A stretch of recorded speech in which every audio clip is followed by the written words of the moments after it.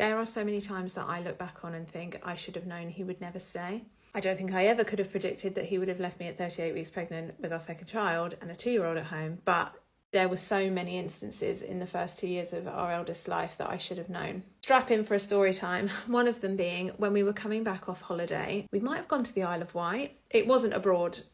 My girls have never been out of the country. It was in the middle of the summer and it was really hot. And in the week that we'd been away, it had been incredibly hot. So our house had been all shut up for a week. I knew we were going to come home to a hot house. So I called my family that day and asked them if they could come to the house and open some windows and just try and get some airflow through.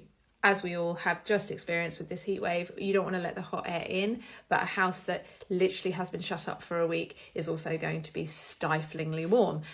So that happened. It didn't make the slightest bit of difference because the heat was still very much there.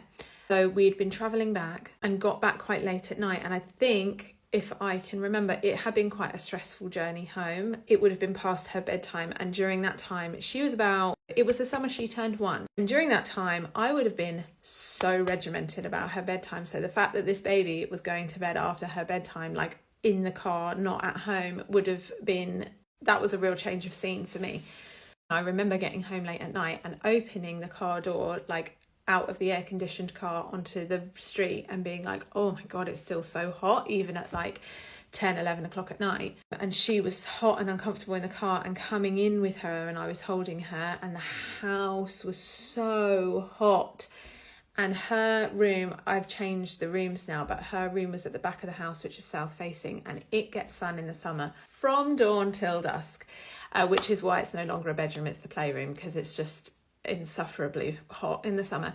And there was no way she was going to be able to get back to sleep in that room. And she was crying because she'd woken up from getting out of the car and she was so hot and bothered. So I said, he was so frustrated, like so annoyed, overheated from the car, tired from the journey. We both were, except that I wasn't screaming and slamming around. So I just had her on the sofa with me and I was trying to get her back to sleep and like rocking her back to sleep. And he was getting all the stuff out of the car.